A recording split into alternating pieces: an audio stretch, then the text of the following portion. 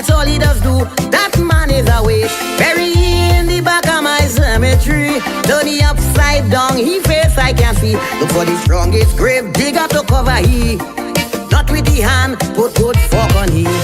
Gypsy, political grasshopper. I may feel little pity cause he's my brother. But like Tarzan, he's swinging from vine to vine. It's time I help you to make up your mind. Fitzgerald, Rasta City, I know they go glad to get the body. Resi on beat and don't fall to sea. Drink 2 beers and watch Togo get happy.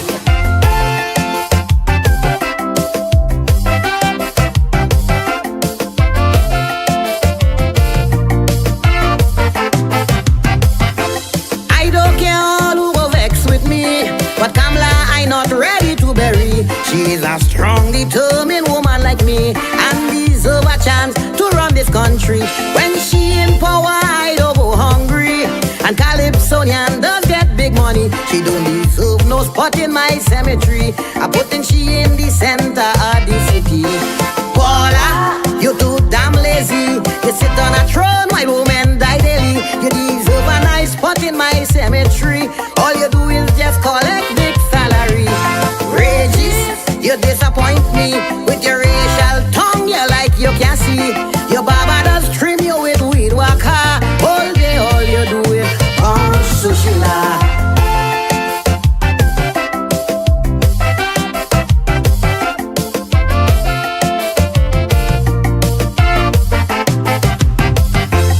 Fally boy, you is a boss.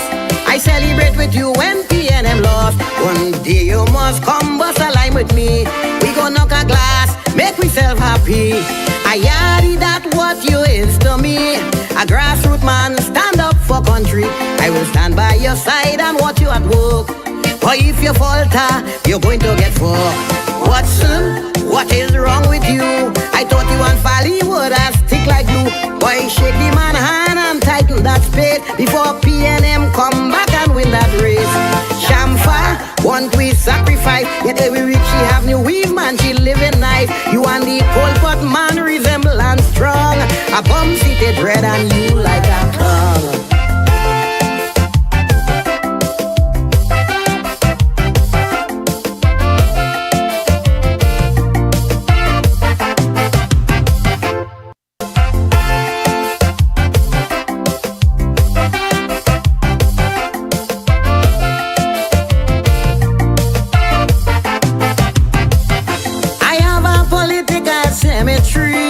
It's not for people like you and me. It is for all them politicians. And I dig in their grave, no fuck with me hand. I find some of them, they living too long. And every 5 years is the same old song. Some of them dead, just shame to lie down. So I prepare for them a burial ground. Rowley, my first grave for he. With joy in my heart, put him down with glee. All of them useless politicians, only making up numbers in my island. Al-Rari, I refuse body. I leave them Muslim, them to deal with he. Big smile on their face and with maybe a hand. It's time to move trash from out of this land.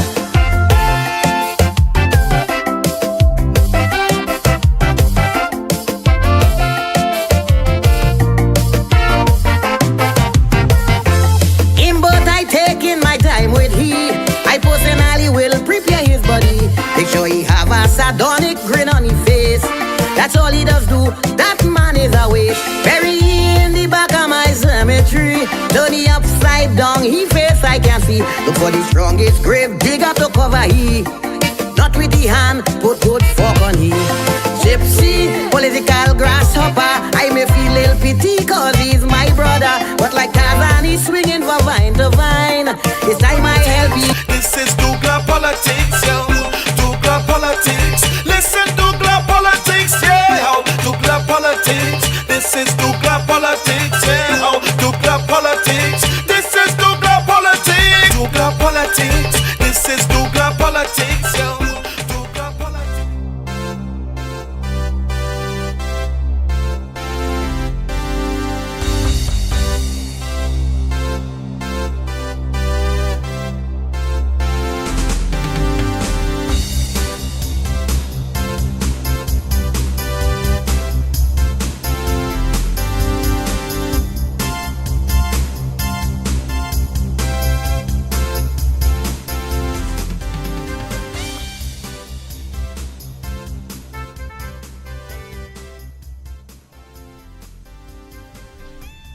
Hello, everybody. I have not seen y'all in a long time. So I know that some of you are expecting MP Amin as well. She will be joining us later. We will also actually hear from the scrap iron industry. I know that tonight is supposed to be specifically targeted to the RIC and what we call a farce of a consultation. But we would have been speaking up a lot at the consultations. And the one thing that, well, we are saying, but you are hearing from other persons. I mean, when people like Fuad Abu Bakr could agree with Anil Roberts, you know that there's nobody that can deny the facts. The only persons that can deny the facts are those who have an agenda to push, right?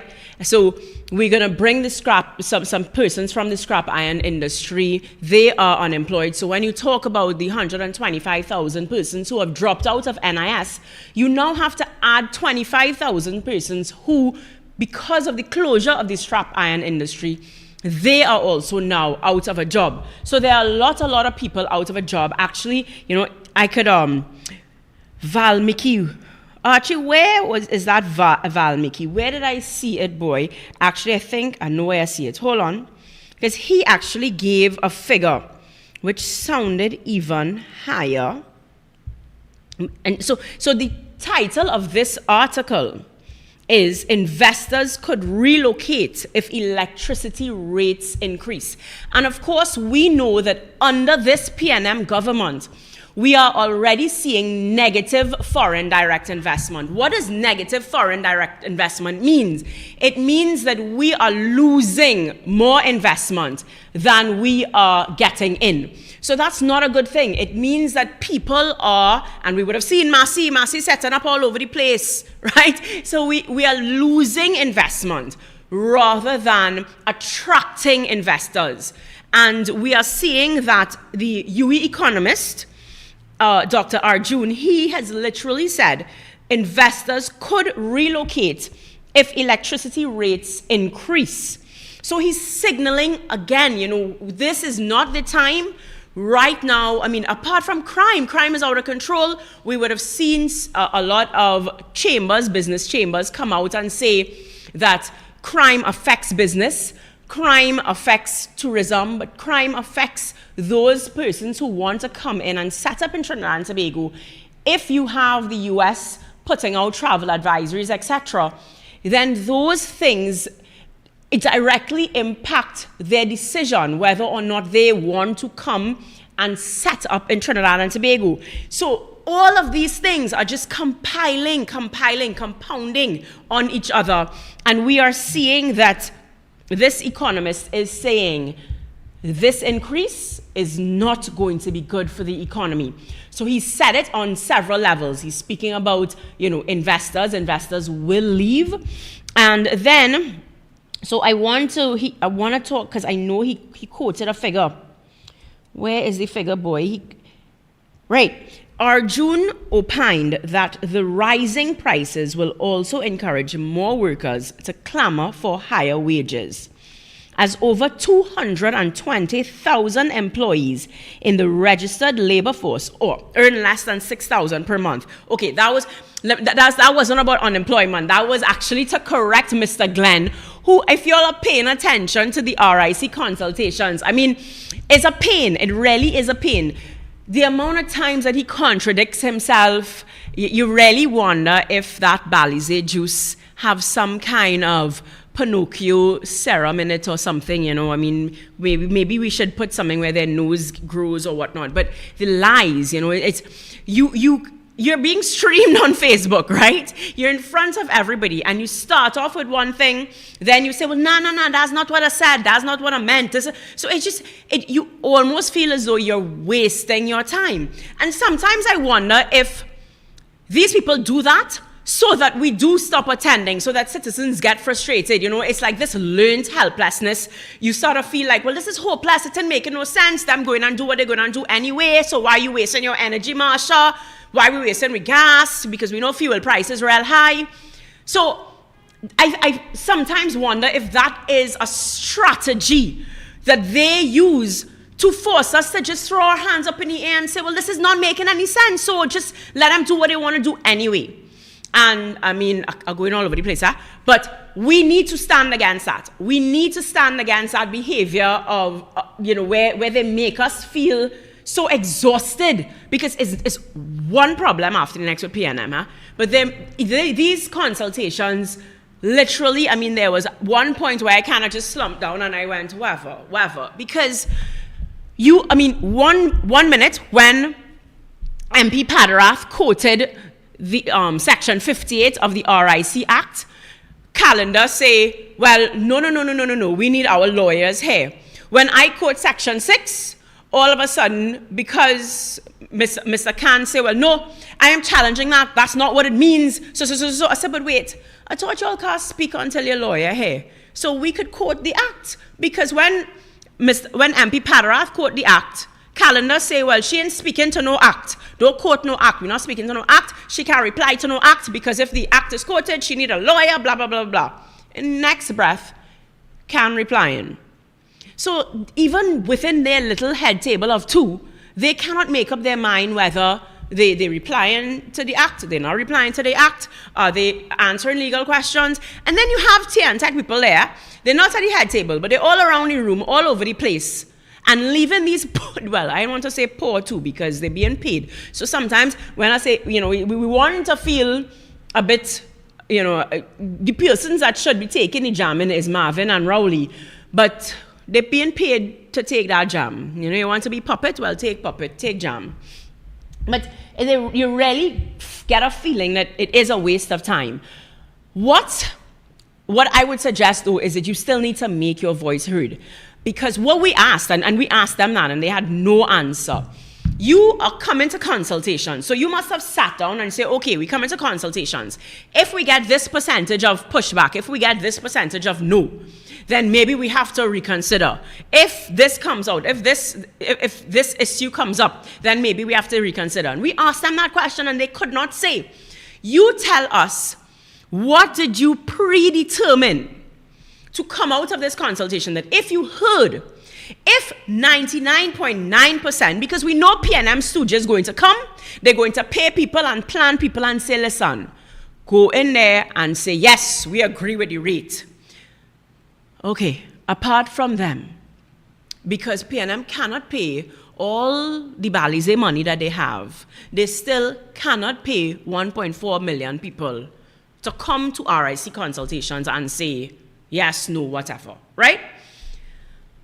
You must have determined that, listen, if we get 100,000 no's, we are going to hold off. You must have determined that. What is the purpose of coming to a consultation if you have not predetermined what it is, or what will you face that will cause you to say, right, not now. There must be. And if not, then we're right for thinking that this is just a sham. And I mean, well, UNC have good lawyers, so we go take it up. I know that MP Padarath is actually, he has already indicated that they will be filing a motion in Parliament. And this is where, PNM supporters, and of course in Diego Martin West, I like to say non-voters, because 19,000 people did not vote for Rowley in Diego Martin West. 10,000 voted for him, 19,000 didn't vote for him. So this is where the 19,000 persons who didn't vote for him need to ask him, are you going to really be the member of Parliament for our voice? Because these PNM MPs need to remember their role is to be the voice of their constituents. So I challenge the Diego Martin West constituency, Arima constituency, because Arima made it clear in the last consultation, no, not now. A few persons said, we understand, we appreciate that you all need more money, or that you all need to raise the rates, but not now. We can't take no more. We can't take no more, right? Some persons are saying no, flat out no. And quite rightly so, a lot of the persons who are saying no is not that they have a problem with paying more electricity or whatnot. But you cannot be inefficient and then I have to be the one to pay for it. Yes. So what we are suggesting, one, if you are saying that, okay, well, we need a rate increase, because without a rate increase, we can't maintain this and we can't maintain that. And if we don't maintain it, then the pole, the tree will hit the pole and the generator will go down and we will cause a blackout. So because of that, we need money. We need money to go and make sure that the trees are maintained and the generators are maintained and the infrastructure is improved. That is basically the crux of their argument. We are saying to you, well, then go and collect the millions, and I think it's probably billions, owed to TNTech, not by the small man, partner. They're owed by the government, and dare I say, by PNM financiers. If Imbert will release the list and stop saying, oh, well, is privacy matters, is this matters, is that matters, and that's why I can't release the list, then people will see all the big companies that, because we know big companies owe our public utilities millions of dollars. So why it is certain companies are able to owe millions of dollars and still operate. We ain't seeing them going dark, we ain't seeing their water being turned off. They are still able to make profits and drive the Benz and the BMW. Yet, we have to pay the price for that. And that is basically, so I think that's the argument back and forth. The heads are saying, we need more money, we need money. Or they're talking about poor infrastructure, or they're talking about blackouts, or they're talking about, they're not getting good service. But to get good service, we need money to fix the infrastructure. We are saying there is money to fix the infrastructure. It's called accounts receivables. Go and collect the money owed by the government and owed by PNM financiers. And you all will see there is a lot of cash outside owed by the Red Army. Bring that cash in, and you will find that you have all the money in the world to take care of all the infrastructure, and then we won't have blackouts. Carnage in Rowley constituencies. Every week they have a blackout. I think week before last it was for 2 hours or something. I mean, really? This is where we at in 2023? It's no good. No good at all. But anyway, going back to Arjun talking about the 220,000 employees in the registered labor force earn less than $6,000 per month. This in itself proves that the RIC are operating blindly by VAPs and without data. Because the CAN stood up, and you all could go back, we ain't making any of this up. The RIC consultations are online. You can go, you could scroll through, because I know it's painful to watch, and you all could see. When we asked them, how they come up with this? And when I say we, I'm even talking about UNC, there were non-UNC people in the room. They asked questions. I tell you, I was so proud, because clearly, if it's one thing the country seems to be united, is this RIC rates, which once again says to me, what's the point of the consultations? If there are people from other political parties who are political enemies who could make, because I see Fuad make some sly mark about Anil and there, but the point is, if these people, if Fuad could come and agree with us, then they have no questions to be asked. So what's the point? What's the point? Anyways, CAN says that they based their findings on $7,000 per month as the average earning of a citizen in Trinidad and Tobago. Well, I told y'all already, I'm going to bring some persons from the scrap iron industry a little bit, maybe by about 8:15, we will hear from them. But that, okay, well, I hear Mr. Big is on, we have an attorney at law, because Brian, you represent some persons, right? So you will be able to speak to us about this statement. Another one of those callous statements, if you ask me, one of those statements where it is clear that those in authority are out of touch. We are seeing here that economist Dr. Arjun is saying that $6,000 per month is what 220,000 persons, let me read it properly. over 220,000 employees in the registered labor force earn less than $6,000 per month. And these electricity prices, these higher electricity prices, will lower their purchasing power and further exacerbate the poverty levels. So we're seeing here, and you were there on Thursday, where Can said, oh, they calculated it based on 7,000 because 7,000 is the average. Obviously, we're seeing here that the economists, people who are actually in the know, are saying that over 220,000 registered employees. So that doesn't even, so you're talking 220,000 employees earning less than $6,000. You're talking 25,000 persons from the scrap iron industry earning nothing. You're talking 125,000 persons who have fallen off of NIS. So talk to us about the 7,000. What is your feeling from the, first of all, tell us who it is that you represent, so we get an idea of who you are speaking on behalf. Brian, are you hearing us? Oh gosh, did I lose Brian? Are you hearing me? Marsha, you hearing me? Yes. Right. There may be a little delay. So let me say this, that I would have attended both on Tuesday as well as on Thursday. When I was there on Tuesday, I also am a part of the St. Joseph Community Council. I am also a membership of the Northeast of Community Councils, which is a part of what you call the St. George area. The community councils have felt very marginalized with these recommended rates because they were never consulted, they were never asked. And how I ended up being there is I saw a flag, and with my executive I said, look at this. Community councils, we have to pay electricity rates. And how do we pay rates besides WASA rate and all of that? It's by persons using community centers that falls under community councils. Also, councils have the persons to help maintain those centers. It's not like to say somebody comes every 2 days and say, well, let me get a little waka now. It don't work so. So when these rates are increased, community councils who are already stretched, they may not be able to pay this. And community councils fall under the Ministry of Community Development.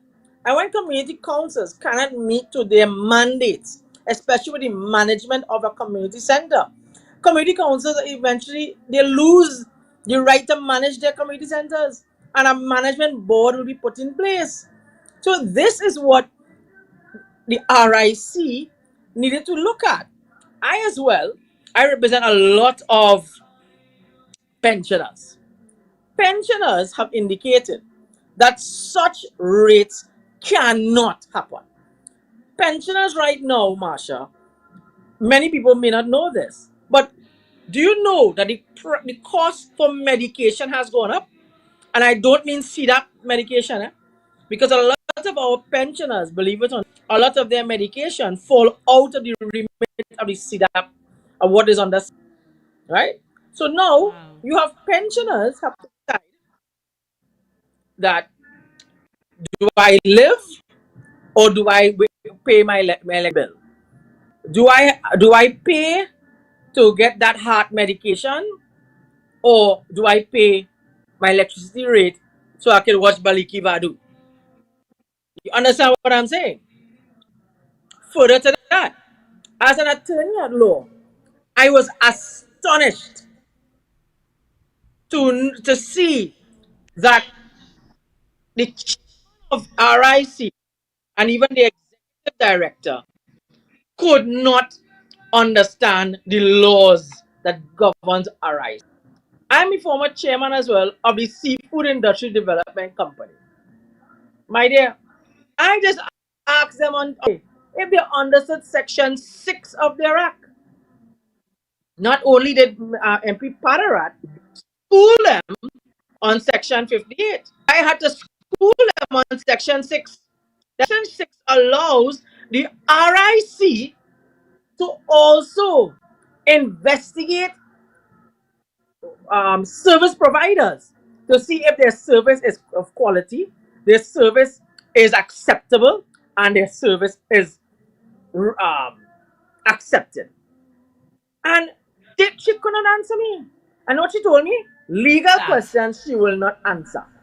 Except when I use the same six and said go all the way down to the bottom, and your remit includes all you can advise the minister on all things to help them be efficient, etc. So every time they talk about, well, that's not in our remit, that's not in our remit. Yet, if you notice, Calendar was able to say that she picked up the phone and she spoke to some head of TNTech to ask about, and I mean, and that's a good thing, right? You know, the lady who was there, the pensioner who was there, she was having trouble with her polls. But she came to say, you know, I have good news for you all. I have a good update. I was able to pick up the phone and speak to somebody in TNTech, and they assured me that they're going to go down there. So she proved it. She proved it right there and then that you do have the power. The Act allows you to go into TNTech and demand you open your books, walk through. You could do, you know, you could physically spend a day or 2 days or 2 weeks to look at the operations. The Act allows that. You are an attorney at law, so I mean, they mightn't take my word for it, but you could confirm. But that is a part of their role, and you're correct. What is even worse, Marsha, is that they could not, when she started to answer me certain questions on what I was telling her, especially when I asked both herself and Mr. Khan, as an independent body, that if they give their recommendations, and such a recommendation is to hold off on this, because my membership has asked them to hold off, pensioners have asked them to hold off, both in the rooms of Makoya and in Arima has asked them to hold off, and they take from what is being consulted. And TNTech says, we're not listening to all you. And I asked her and Mr. Khan if they will do the honorable thing and resign from their position. You know what she told me? Well, in the law, it doesn't allow for that. And I had to tell her that under the RIC legislation, it allows the chairman to resign. But she keeps saying the law. And I say respectfully, ma'am, you can't come talking law when you don't even know your own law. Right? That's like a judge giving a pronouncement and not quoting law, but saying it in. Let me ask you a question in terms of the legality of these consultations. Do they have to publish their recommendations, like publicly, for us to see? They should. They ought to. Because at the end of the day, the Act allows them to do consultations. And in any proper organization, they should at least say I'll have to pull up the Act. But if I'm not mistaken, I believe that part of the law mandates them to pull up, to publish it. No, you're correct. Because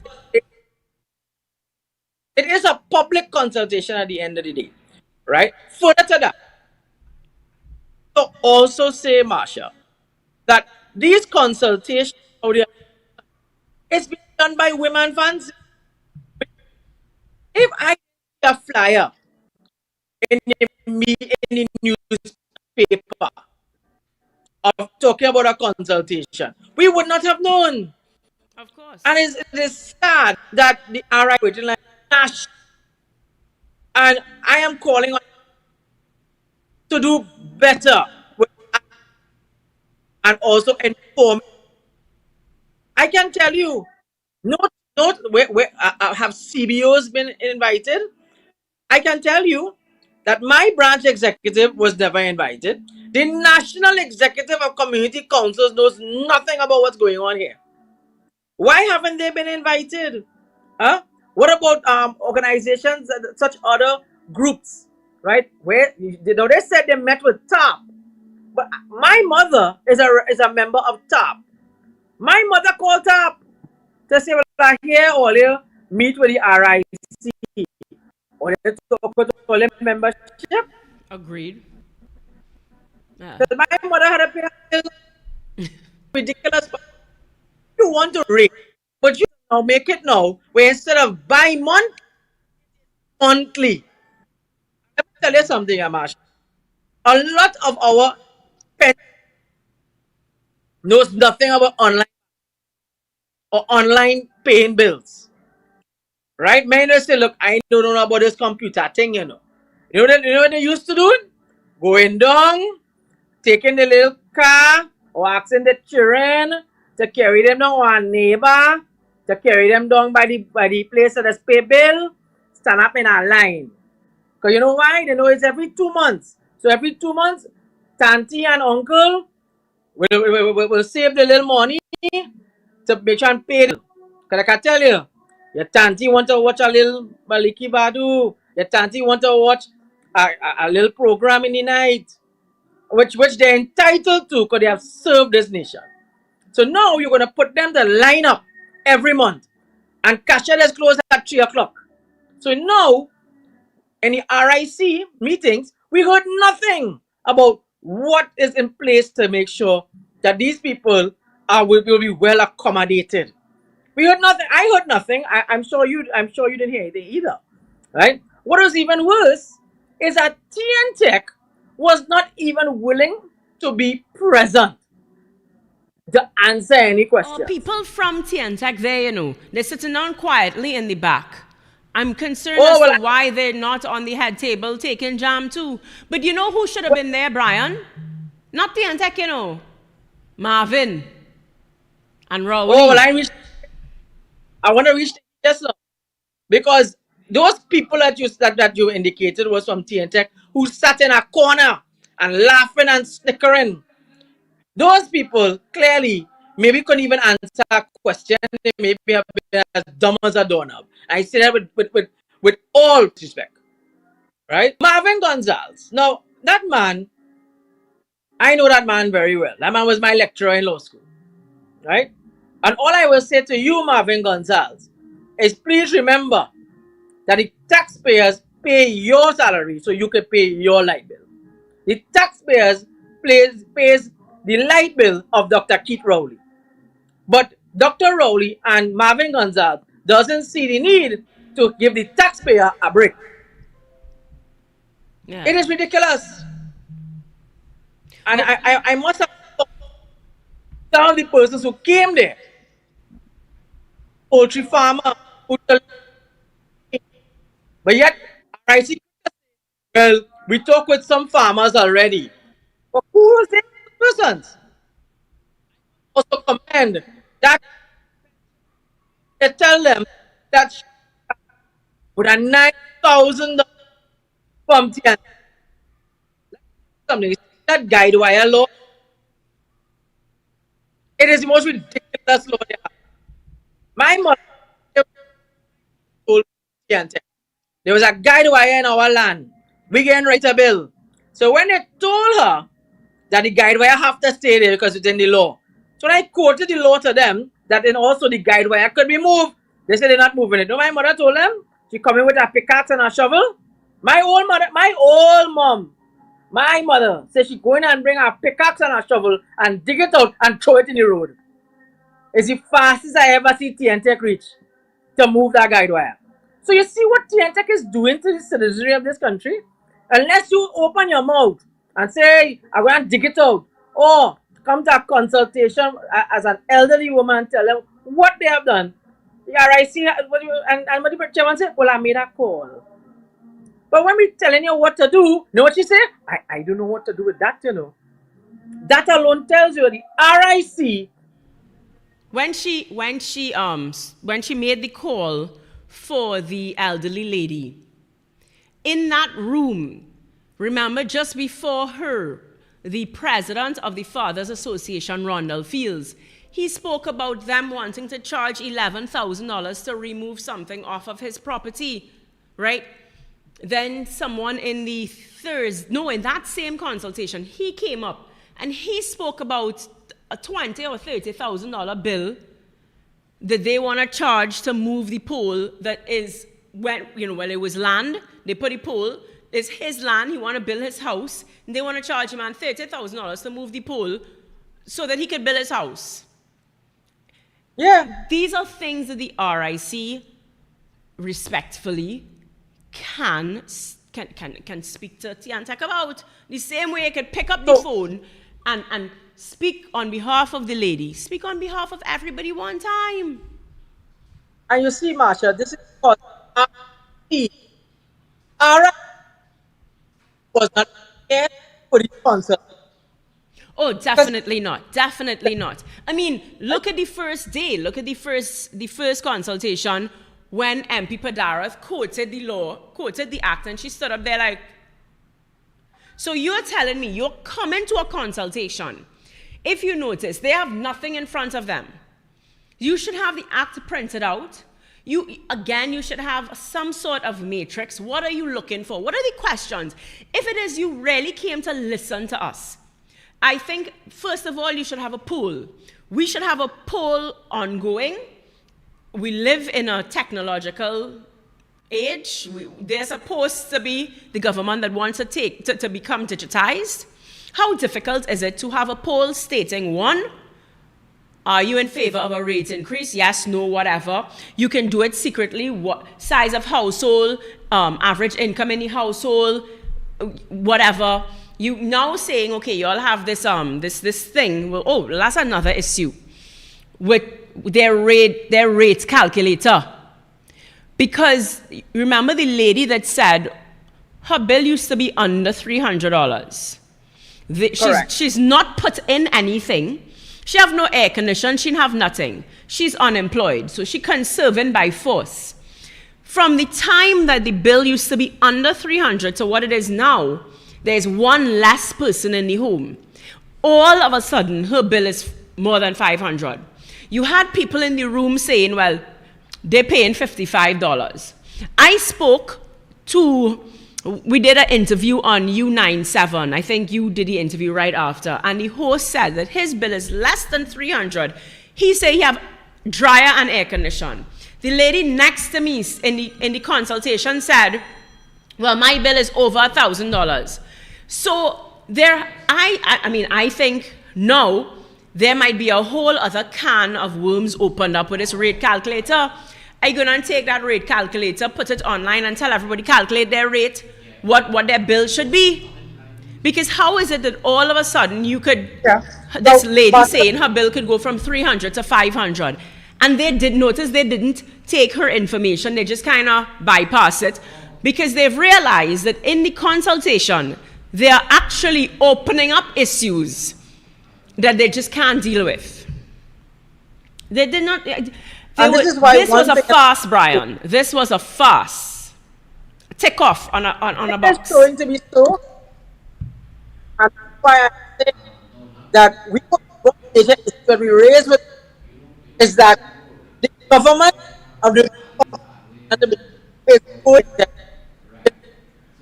Yes. Instead of going up format, raising the rate against them, what money is owed to? Well, because Brian, the weapon of a tyrant is poverty. The weapon of a tyrant is poverty. If people are struggling to survive, if they are busy putting food on the table and figuring out how to pay their electricity bill, then they will not be bothered by, they're going to look at us and say, what are they talking about constitutional rights and democracy? We're just trying to eat. I always say, look at the Maslow hierarchy of needs. If the basic needs are not met, self-actualization cannot happen. The number one tool of a dictator is poverty. I agree. And I will leave you with it. I know you have more on your line. Is that one? That you now have a government that cares more than a runaway horse. Yeah. Right? Where you have a government who is callous, does not care, is against the poor man. By doing where yesterday so it came fully circle, full circle, where we have a president who was elected, who is totally aligned, and now it's plunged more suffering with this added new rate. Yeah. Second point I was is that his public consultation came about because of agitation of opposition that Yes. asked for it to be public, that the Yeah. people need to speak. Because it wasn't going to go and doing that, right?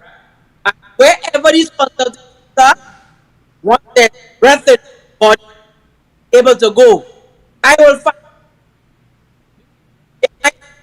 Brian, I'm losing you. I am going to will always be consultation. I have no idea what you just said. To wrap up, so maybe the internet, maybe Archie has a timer that when your time is up, internet goes. No problem, but thank you very much for having me.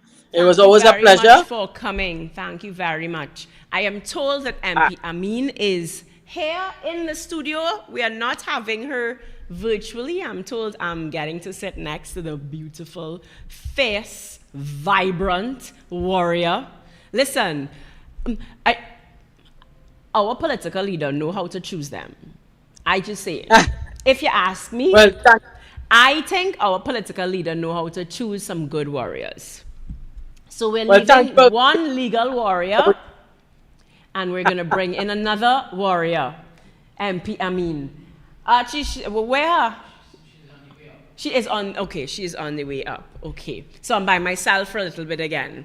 Did you, Archie, did you find out from, I know this, okay, and what about my scrap iron? I know she was coming dressed up looking pretty, you know. Oh my gosh.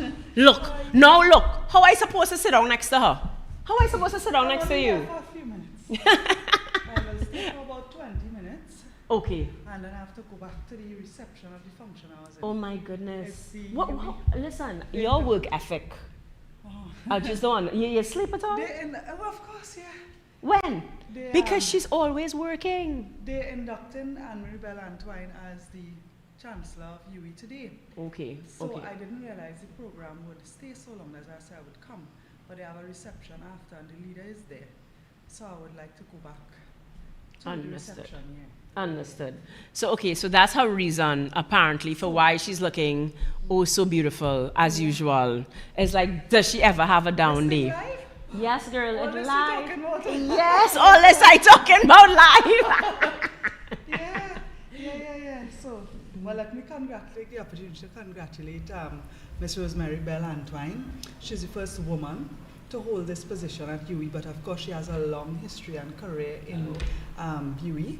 So, in education. Okay. So, the leader of the UNC is present at that function along with several dignitaries, the Chief Justice and others. And it really is a historic occasion. It's a real big situation for women, women in the Caribbean, women in education, you know. So that's pretty cool. And it is in St. Augustine constituency. And as a member of Parliament for St. Augustine, they invited me. And I was really excited Unlike the to be RIC. part of it. Oh yeah. So let's talk about that. Yes. So I know you raised the point about the RIC not inviting MPs, schools, etc. Talk to me about that. I was a bit disappointed. I was surprised that I was the only member of Parliament present at the first consultation at Centre of Excellence. So but then I know too that the RIC did not invite me as a member of Parliament. There are 11 MPs within the Tunapuna-Piapo region. So like St. Anne's East, for instance, they just have one polling division, but they have a piece in Tunapuna-Piapo. Okay. And I would have thought that at least one other MP would have attended. Are they all PNM MPs by chance? Unfortunately, yes. Okay. All PNM MPs. So well, you have a time in that corporation. Yeah. So Marvin Gonzalez. I look at the screen and I just noticed I'm very short next to you. Oh my goodness. Well, Marvin Gonzalez is an MP in the region right. of Tunapuna, Piako, Lupino, Border West. But the RIC did not invite MPs.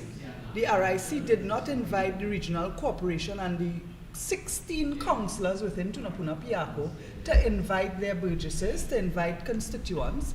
So they also did not invite village councils. There are several village councils. I heard Brian Bake speaking before I came in about the St. George East Village Council Association. They were not invited. They were not asked to submit recommendations.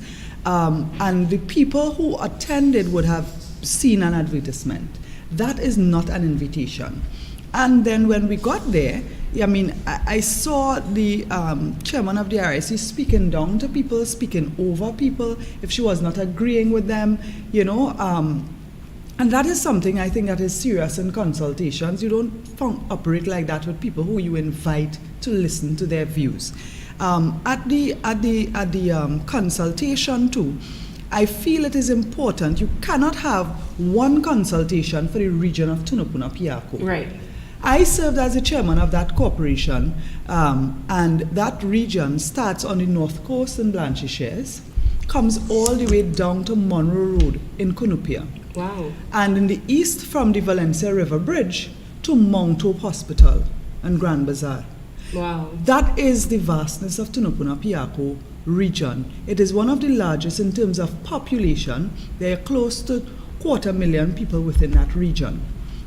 The people of Blanchisseuse did not get a say.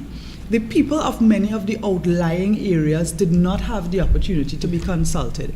And these types of consultations should go into communities, should hear from the ordinary citizen, in addition to businesses and other major stakeholders. So a chamber should host a consultation. Right. Manufacturers associations should host consultations. The village councils in the community centers should host consultations.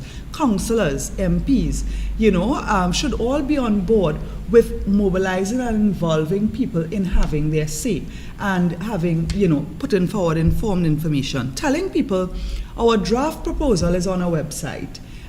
You know, in this day and age, many people who will come may not even have access or maybe not be technology in terms of being savvy with technology. Yes. So you have to present it in a way that is easy to digest. Tell us what you propose to do. I heard you talking earlier about how many people are owing Tiantec. Yes. So if Tiantec is in a position Who is where owing it is, Tiantec? yes. If Tiantec is in a position now where so many persons, mostly residential, are faced with this increase that will affect them directly, let us look at what the company is not doing to collect its debt. You know, so I think you have adequately covered that, Marsha, in sharing with the citizens what are some of the options for the Regulated Industries Commission to recommend to Tiantec and recommend to the government. I am concerned that the government made the announcement of a proposed increase in the electricity rate 2 years ago. They did not bring in the RIC at that time. Barry Padarath, who is the shadow for public utilities, raised the matter that by law, you are required to have the RIC do consultations before you make a rate increase. And it was only then that the RIC started these consultations. We need to stop and say that again, because the detractors or those, you know, the media will not give us the credit. The media will not say, wait, hold up. Y'all know that without the opposition, all it was getting rate increase, just so. No consultation. And had the opposition not intervened Yes. and said, wait, there is a law. Yes. There is a process. Yes. Even if it's a farce, you have to go through that process. Yes. Take your time. So when people ask what the opposition is doing, this is one of the things that the opposition brought to the attention of the public and was successful in forcing the RIC to have consultations. Mind you, during the budget, they bring the details in these yellow books, the details of the expenditure, And there was $0 under consultation as far as I see. So they had no intention at all to do any consultation. The question now is whether they intend to have these consultations as fast. Consultation costs money. You advertise, you organize, you give people little snacks and water and so on. You rent a facility. All of these things cost money. And the question is, how many consultations are they going to have? And whether the voice of the citizen coming there is going to be taken into account, or if the decision to increase the TNT It's already been made. Is already a done deal. Well, that's what we asked them, say, you must have decided beforehand, okay, if we meet 50,000 persons, 100,000 persons, if we poll them online, etc., and 90% say no, what is the threshold? You must have predetermined. If there is a 50% pushback, a 60% pushback, we'll hold off. Right. You must have some kind of predetermined matrix. And otherwise, what's the point? And all the consultations we have been to, they have been asked, you asked, other persons asked, what do you need to see or hear from the public to help to make you decide to not increase the rates? And they have said that if they get compelling enough arguments, very subjective language. So they think you must have something real and measurable. The concern now, I think the sentiment from the consultation so far, and you rightly said, the Association of Retired Persons have said now is not the time. Yeah. The consultation at Center of Excellence, the sentiment was now is not the time. At ARIMA, similar. And now is not the time because we are facing two dreadful things. One is the PNM and one is the recovery from the COVID pandemic. So we have the whole global situation with the COVID pandemic, the economic side of it. You have many businesses that were closed, many people who had less income, many people who lost their jobs, who are now trying to recover. But you also have the policies of the PNM, which was taking place before COVID. And you had ArcelorMittal being closed down, Petrotrin being closed down, several decisions that had a negative impact on business, on jobs. You have had no salary increases since 2013. They bash Kamala for raising the people's salary, but up to now you have had increase in food prices, increase in fuel prices, and you have had no increase in people's salary. So the average person who has to send their child to school has to pay more for food, has to pay more for school transport. They increased the VAT from 0% to 12% on thousands of items, and people must remember that. So you have all of this taking place in an environment with higher unemployment, more underemployment. There are people with degrees working in gas stations. You have the competition with migrants in Trinidad competing for lower level jobs. You have no salary increase, and you are proposing this increase. This is not just a few dollars. I mean, how much more can we tighten our belt? Exactly. So you have reached to this stage now where people are saying, oh God, we cannot take it anymore. Yeah. And well, actually, as you're speaking about that, I saw that members of the scrap iron industry have arrived because I invited them here. Excellent. So that we can hear, because Marvin and everybody like to somehow make this out to be something political, and we just making these things up. But there are real people on the ground that have no affiliation to UNC. No, listen. And they are saying, no, it's not the time. No. Listen, I would like Marvin Gonzalez and them to look at a pensioner's income. Look at the disabled persons in our society who get disability grants. Consider that CDAP does not give you free medication anymore. A big chunk of a pensioner's money goes into medication. By the time they buy food, by the time they get a transport to go to clinic, same for disabled persons. Some people have to hire a vehicle to take them around. When you look at medical for them, they are left with very, very little to do anything else. So the rate increase will be a tremendous amount. When you look at small businesses as well, who are trying to recover. Think about it. Think about caterers. hairdressers, barbers, mini-marts, little parlors, even little printeries and so on. Think about those in the manufacturing industry who have machinery. Well, actually, Dr. Arjuns, he spoke specifically Yes. about industries where they are required to operate 24/7. When you calculate it, and in his article, he did the calculation, and Yes. you're looking at something like a $600,000 increase per month. Yes. When you calculate what this is not a UNC voice. This is not a UNC. So to the government to try to discredit people who are disagreeing with you by saying they are unpatriotic or they are UNC is typical PNM. That is what they do. They try to vilify you. I am the MP for St. Augustine, and St. Augustine we have quite a lot of farmers. South of the highway, you have the bamboo area of Alsane South, you have orange grove farmers in the back of Blue Waters and so on, going all the way up to Maloney, south of the highway, falls in St. Augustine constituency. Those farmers have been severely affected by predial larceny and crime on a whole. They are seeking to have street lighting installed. They use generators and so on in some cases to install lights because they have to put in CCTV cameras to monitor their crops. And this again is a cost in terms of electricity that will impact on food prices. We already have tomatoes at $30 a pound and bygone at $25 a pound. You have sivers $15 a bundle. Of course, flooding and the government's poor infrastructural work and so on affects food prices and market. And corruption in the land planning. Right. So, which is a whole show by itself, which we should talk about. But you see, all of these things will now impact on the quality of life, on people's ability to feed their families, and the government is not considering that. Another thing that when the UNC was in government, was encouraging people to go into aquaculture. Aquaculture is where fish and food exist alongside each other.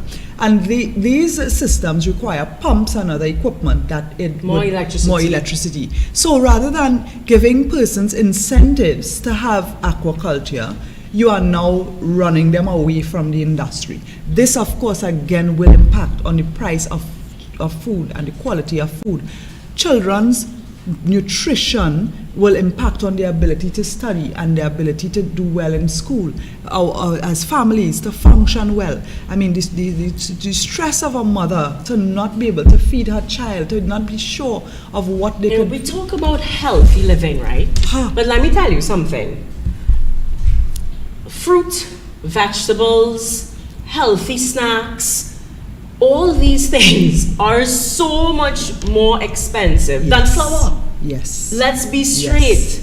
And the government although they talk about eating healthy, they talk about healthy lifestyles, they have not been doing what it takes to ensure that good quality food is accessible. Local food is accessible. So these are some of the areas that we have to be mindful of that will be impacted, and the ripple effect it will have. We saw the ripple effect of the increase in fuel prices and how every goods and all the commodities prices went up. So this again is something where even people who have small shops, who do tailoring, seamstresses, will be impacted. People who are the government is encouraging people to go into digital businesses. And you need electricity to operate equipment. So the government is saying one thing but doing another. And I feel that I want to join you in encouraging people not to lose hope in speaking out. Because had the opposition not demanded that the RIC do consultations, we would not be having consultations today. Had the opposition not been vocal in those consultations, it would not have come to public light. They might have done a consultation in a small room with a few people and kept it very quiet.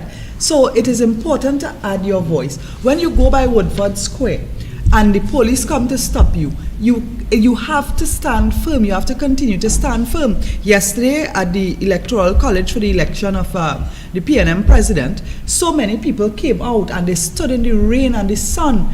And people say, but they're going to elect Kangaloo anyway. Why waste your time? we have to continue to make our voices heard, because that is part of democracy. And the PNM will be very happy if you sit down in your house and stay quiet.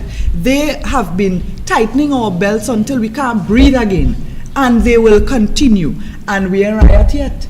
So we have to continue to be vociferous wherever we are, to speak out in whatever space, and thanks to social media, the big boys in the media cannot control the narrative as much anymore. Absolutely. So I just want to join you and make this appeal to the public to continue to speak out, to continue to come down by the parliament. If you have to protest, if you have to attend a consultation, look out for the RIC consultation that may be coming in your area. We don't have a schedule yet. They have not told us. But they're in Tobago next week. They said they will be in Tobago. Yes. We have not gotten a location. We have no details. No, I saw it. I saw a flyer. They have published it. So I'm so happy to be supporting the leader of opposition in this call for the RIC to recommend that the utility prices, that the TNTech electricity rate should not increase. And MP Barry Padarat, of course, I know he'll be joining you, and he will share on the line now on what is taking place. So this is how our time is like flying, because I see that our guests are here as well. They've driven from far to reach. Our time is flying. MP, I mean, what time do you have to leave? I will leave you now, and I want to thank you guys for the opportunity and tell you to stay strong. Thank you for leaving to come just to add your voice to this. This is very important. Thank you very much. Okay, you're welcome.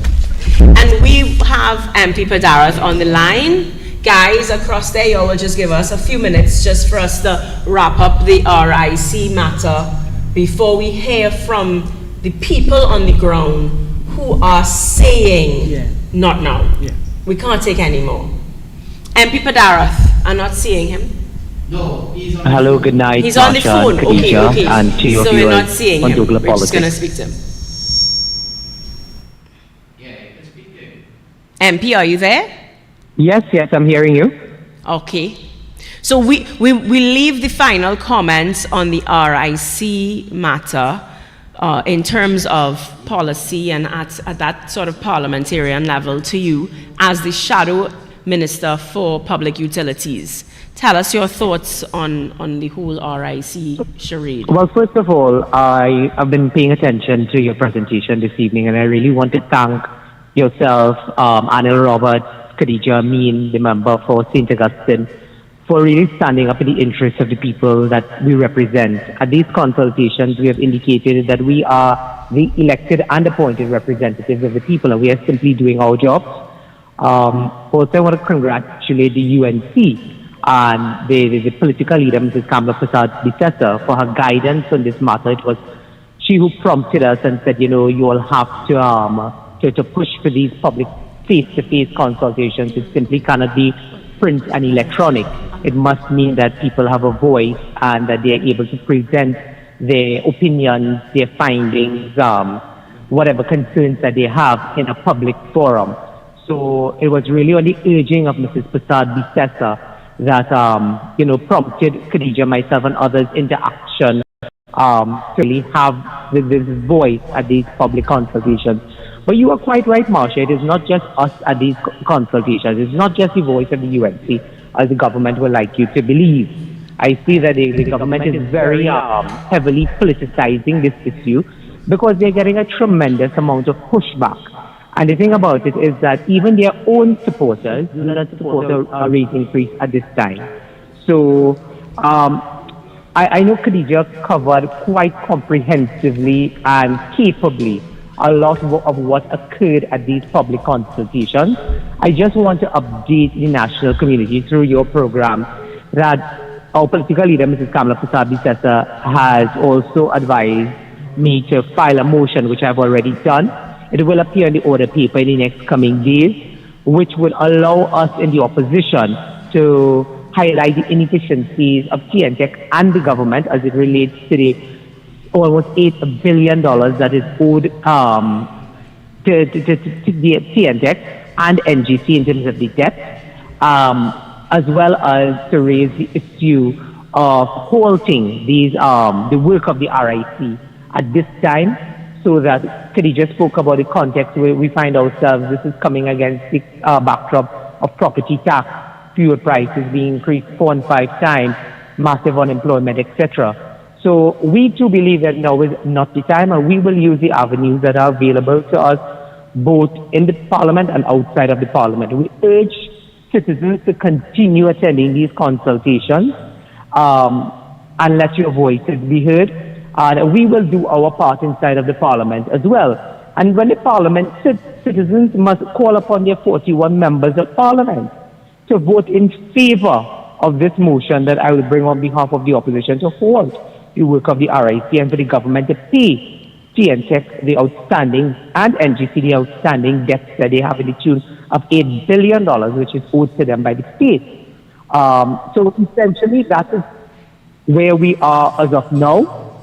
We will continue representing the views. Mr. Sasabi says has mandated all members of parliament, all councillors as the voice of the people who elected us, that we go out there and we advocate on their behalf. So we will not be deterred by the PNM machinations and their propaganda that this is a UNC position. You ask anybody outstanding, including PNM supporters, whether or not they believe that there should be a rate increase right now, and they will tell you emphatically no. So, as I said, I just really want to thank all of you for the continued support. We will continue to increase the ante as we go forward on this particular issue. But it is often said that, you know, if a tree falls in the forest, nobody knows. And therefore, when we speak about the work that the UNC and the opposition has been doing, had it not been for a lot of these issues that we have been raising over the past year, in particular with the RIC and the public utilities sector, a lot of it would have just gone unnoticed, a lot of it would have gone unanswered. Agreed. So really kudos to the UNC and the opposition for ventilating these issues, and not just ventilating these issues, looking for ways in which we can hold the actions of the government and the RIC and bring a measure of relief to people out there who are suffering. And you and I both know, Marsha, that the suffering out there is tremendous, it is real. We feel it, we see it every day as representatives of the people. But this government has become so disconnected from that same electorate that they depend on to keep putting them back in power. So, as I said, Khadija handled a lot of what occurred at the RIC really, really well. I want to thank her for the tremendous work she's been doing in that corporation. As you know, she was also the former chairman of the Tulapuna Piaka Regional Corporation, the youngest chairman actually of the Tulapuna Piaka Regional Corporation. And I want to thank her for being the lone member of parliament, but not allowing that to deter her and being an advocate for the people and people's issues and people's rights. Thank you very much, MP Padrath. Okay, Marsha, we'll chat again. Pardon? Good night to you.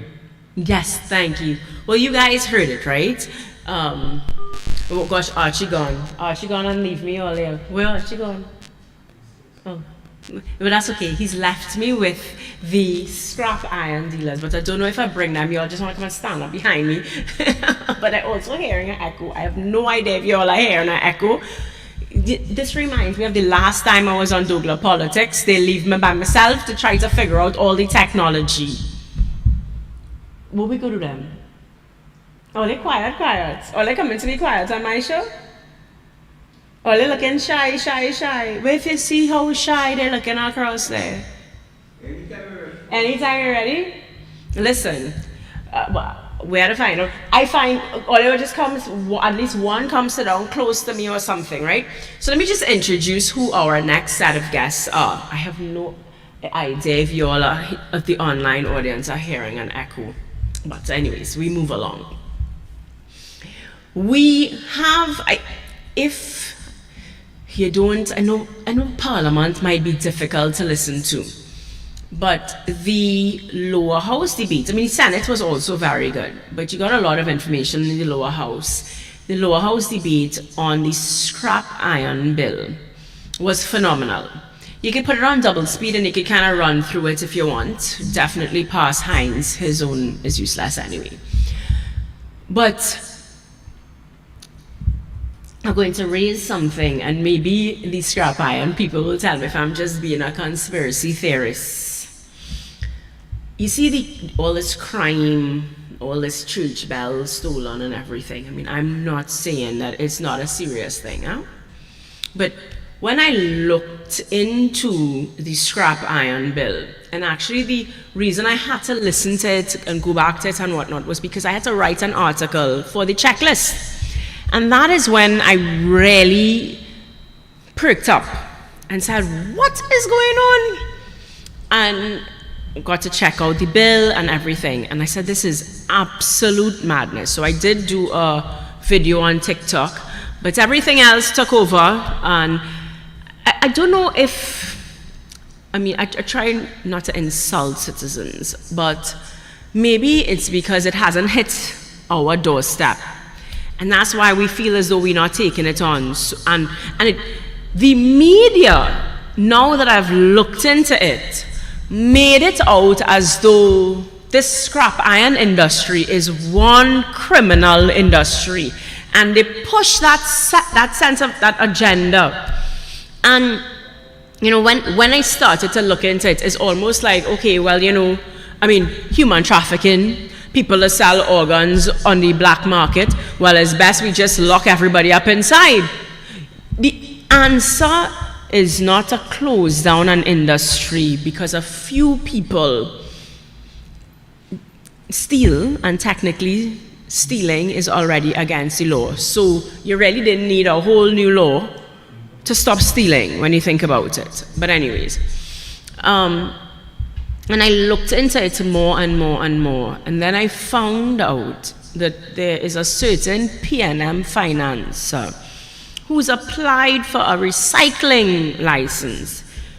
So when I listened to the PNM side, the government side, and they kept talking about, you know, it's time to take this industry to the 21st century, and we need to make it modern, and we need to have proper recycling.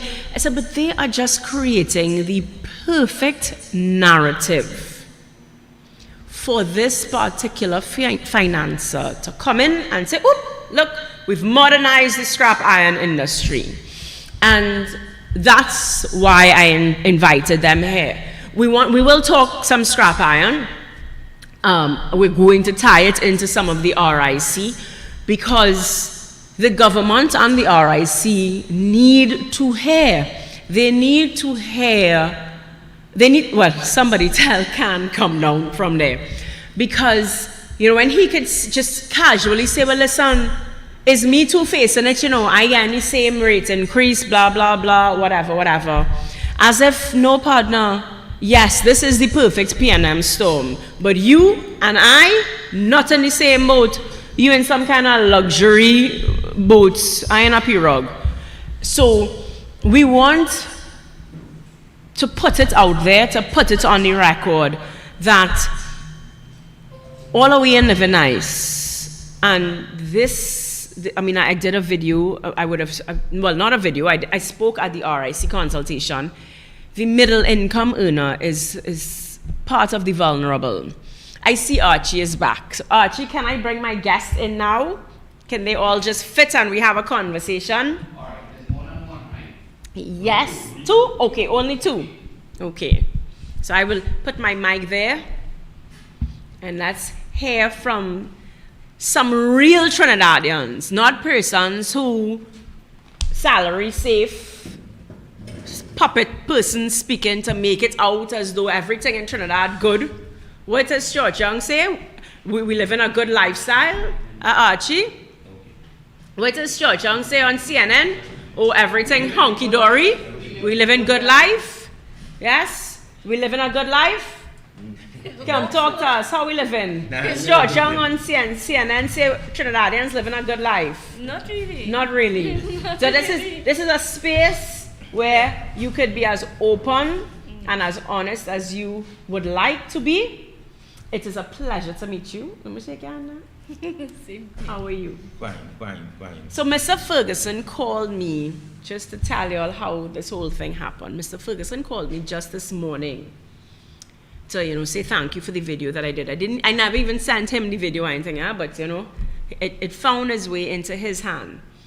Same time, Mr. Anil called to say, hey, come and do this special edition show for me today. But I had already promised Mr. Ferguson that I would raise the plight, and anytime, anyhow, anywhere I could offer my platform, I will offer my platform. And as God would have it, I had a decent little platform offered to me today. So I called Mr. Ferguson one time, I messaged him and said, listen, on douglAR Politics tonight, you want to come or what? Let me talk. Because I hope you're not insulted by the term the small man. No. The small man in Trinidad, we don't have a voice.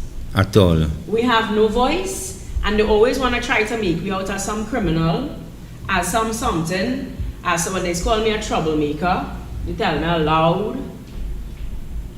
And I guess I feel it's my mission to give this small man a voice. Because the media paid for, they put whatever headlines they want to put. They run the narrative they want to run. So I felt as though this whole, and I was saying it, I felt as though this whole scrap iron business, when I started to look into it, it's almost as though they set up a narrative to shut it down. Yeah. So the mic is yours, the floor is yours. Talk to me. First, I want to hear your opinion, because we're talking RIC and TNTech. I want to hear your opinion. Tell the country who you represent and how the people you represent, how we live in, and what a rate increase will do. Well, first I want to thank you for having me here tonight. It's a pleasure. It's a really, really a pleasure. I feel, I don't know, it's such a nice to be here tonight. And I will want to say this. I, as a person, I speak the truth. And the truth sometimes will always set you free. Don't matter, sometimes the truth just hurt people. The truth just probably do damages to people. But I want to say this. I represent 25,000 people and more. And 90% of these people, I just say, is under the privilege. Meaning that they're under the stick, they're low, they're poor. They can't even, some of them can't even fight for their own self. And this industry is the last industry that poor people have, the scrap industry. The only industry that you could come out from making your time for doing your crime and you find you want to make change, the only industry doesn't turn you away and it bring you in the industry and tell you how to make changes into your life, how to be honest to make $1. The only industry that you will see people in the dumps all over Trinidad. Sometimes they have no way to work. All they know because of how this country make up for the poor people.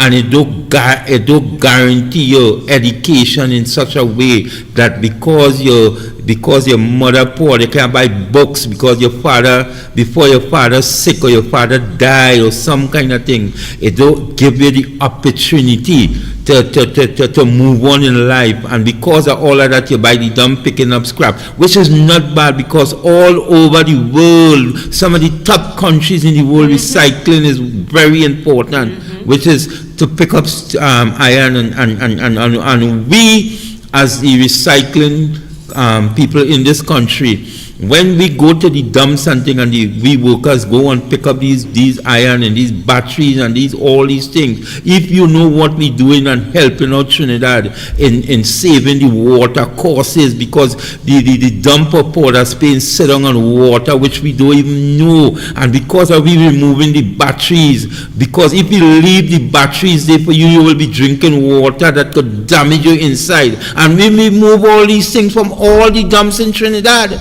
So whilst we don't get respect as other organizations, and because sometimes I feel it's because how I speak and how I look that they don't take me on, but I could tell you that people all over the world, like in Singapore and in Europe, when I go to conference all over the world, they look at me as very important for the industry, not in Trinidad, in the world. And I want Trinidad to know tonight that if you go on your Google, want some of the most important recycling magazine all over the world, you will see me focus. They have me speaking about recycling and scrap iron all over the world, and I'm very important for people out of Trinidad. And in Trinidad, they just don't care, they have no respect.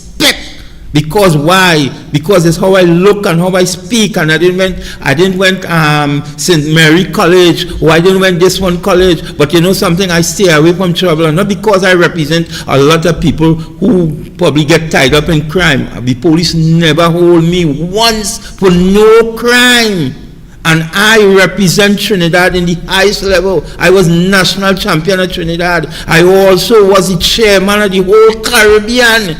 The Caribbean know me all over. So I just want to let Trinidad and Tobago know, not because I represent poor people and people who can sometimes even speak for themselves. And because I speak and I speak in the truth, and you mightn't like how I speak, but I am a free person. I'm a person who care for poor people. I just spend my money on poor people. I just help poor people. So I want Trinidad and Tobago to know I am not a no. Once I have to be in the light of politics.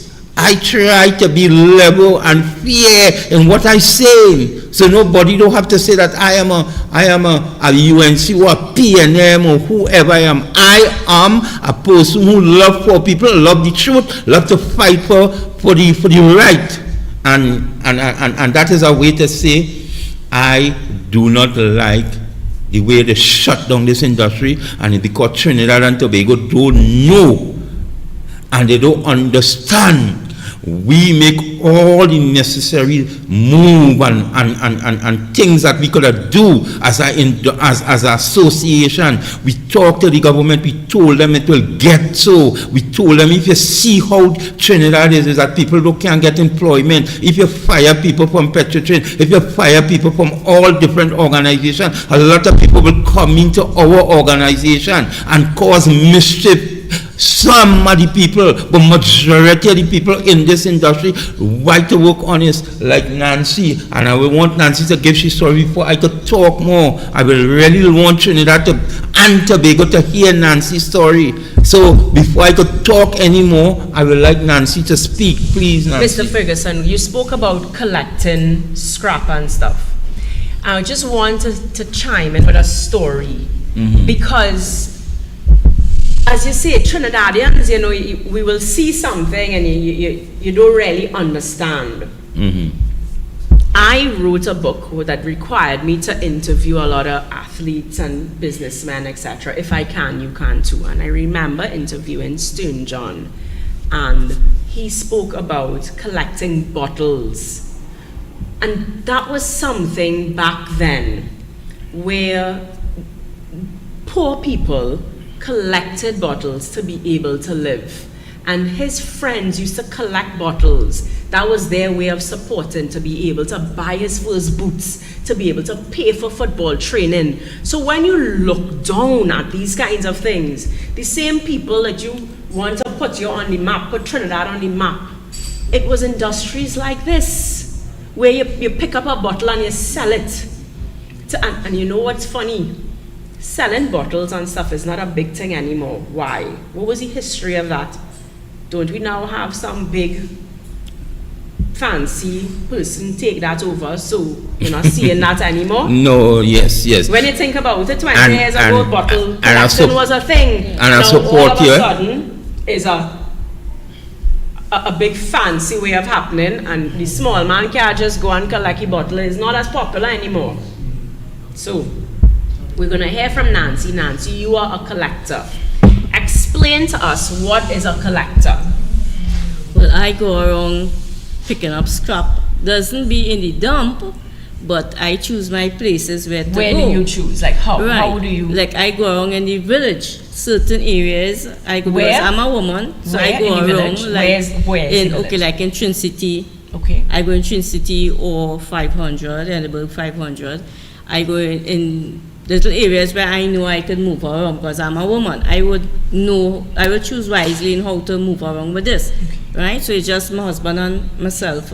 So I go in areas where I could pick up and it's not. What do you all pick up? that. Where do you pick up? I How pick do up you like pick up? fridge, stove, washing machine, air conditioning units, because all that is in the scrap industry, right? So one part make the money, and next part make it. So you put that together, you get your amount when the month reach for your mortgage payment and things. So what happened is I have a mortgage payment, right? And if I don't pay in 2 months' time, I could lose my property.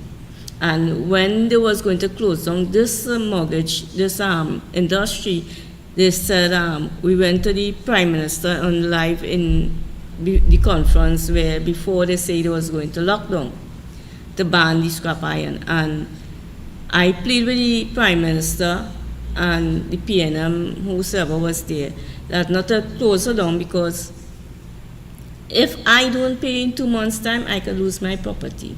That is the agreement I made with the bank, right? And they still shut it down. Nobody did come out and say, well, Ms. Pierre, this has been 5 months now. Nobody come out and say, it's 5 months, right? 4 months. 4 months. Nobody came out and said, well, Ms. Pierre, well, how much is the mortgage payment? Or, we could see if we could handle a month payment for you. So they can at least help out with the situation. No one came. No one mentioned anything. So I had to struggle through this now because of the ministry shutdown to pay my mortgage. I have to borrow money to pay my mortgage. So it put me under more stress, because now I have to try to save up enough scrap when it reopens to pay back that person, and plus pay my mortgage as well. So is what about grants? Because the authorities keep saying, but they have grants, they have assistance, you all have assistance. So you're not by yourself, you have assistance. No, they said so at the starting of it. And I called in. When I called in, they said, yes, they have a grant. He said, go down to your area, which is Shoguna's area, and go with your ID card, and it will have a grant waiting there for you. That is what they said. It will have a grant waiting there for you. I said, okay, no problem. So I hustled down, I took up all my papers, documents, I said, whatever they might need, right? And I go down with it, I went down. When I went in the social welfare office, they said, who said that? I said, well, I called in the head office, and they said that it has a grant down here for us. They said, no, no one, they never told us anything about any grant. I said, seriously? They said, yeah. And the next week, it came out on the papers again that it have a grant for the scrap iron dealers. When I went back again, they said, no, it do not have none. So they have a grant, or they don't have a grant? They do not have a grant. They did not give anything. When Christmas came, they did not give anything for groceries. They did not come out and say, well, okay, that the scrap iron people have after something for money-wise. No, we have to pay a mortgage. Some people have to pay a rent. Some people have to pay, well, we all have to pay other bills like electricity, water, our cable, internet, whatever things we have, we need to pay, right? We have nothing. We have no money coming in, no income coming in. Yes, I have a van, 1 or 2. During the pandemic, I used to do transport as well for a company. That company, well, they have their own trucks. It did close down because of the pandemic. So I had also hold on totally on the scrap iron now to do pay my bills. So with that lockdown, so now as it open back, let's get transport. Like once in a while, they have the vans still, they have the trucks. So once in a month or 2 months, I might get something. But basically, I live on what? On family coming to help, family assistance, friends who will say, lend you something, but you still have to pay it back. Yeah. So it is ridiculous. Has the government given a date when the industry will be reopened? Sometimes when these questions are asked, I feel so, my heart is bubbling with hurt, because after yesterday, I speak with a minister and it's like they don't know. And my phone is be ringing off the hook because thousands and thousands of people will be calling me, asking me each and every day when we opening back, because we was promised before last year, we were open. They already rushed to Parliament and they rush the bill and do certain things. And Talk to us about the legislation. You see, because when we speak about the legislation, they say we politicizing it, we opposing for opposing's sake. You tell us. well, the legislation, let me say this, right? You see things that work in Australia and things that work in other countries. Some of them can't work in Trinidad and Tobago. At least not yet. No, and I will tell you something. If they just sit down with the stakeholders like myself and other people, not a little small meeting, and you tell us you're going to put the license for 3 years, and when we check you put it per year, and when you put the things that you show us that you're coming with, you never put it in the bill. When we agree for certain things, nothing was in the bill that what we agree on with them. So when they talk that they had consultation with us, consultation with what? Doing what? Just like the RIC consultation. Right? So all of this is just a charade to make people feel that they really want to help the poor people in this industry, and they want to come out with laws that they could help you. But I'm going to say it today. I don't want you to say it. I want to say it. 90% of the people in this industry will not be able to reopen or do the business. 90% of the bondmen weren't able to operate because of what they're going to do and what the laws that they're going to put. You see, sometimes when you think you want to fix something, sometimes you damage it. Yeah. And you put it in a way that whilst we might not be able to do 3 containers, we might be able to do 1 container a month because of what you're going to do and because you don't want to listen to the people who have the knowledge. I could tell you, and I don't want to boast you, and I doesn't want to do it, but sometimes I had to say it. People out of Trinidad, when they're doing laws like this, they call me to help them. And this country where I belongs, I never went nowhere else and live, I never born right here. I born in South. I'm a South person.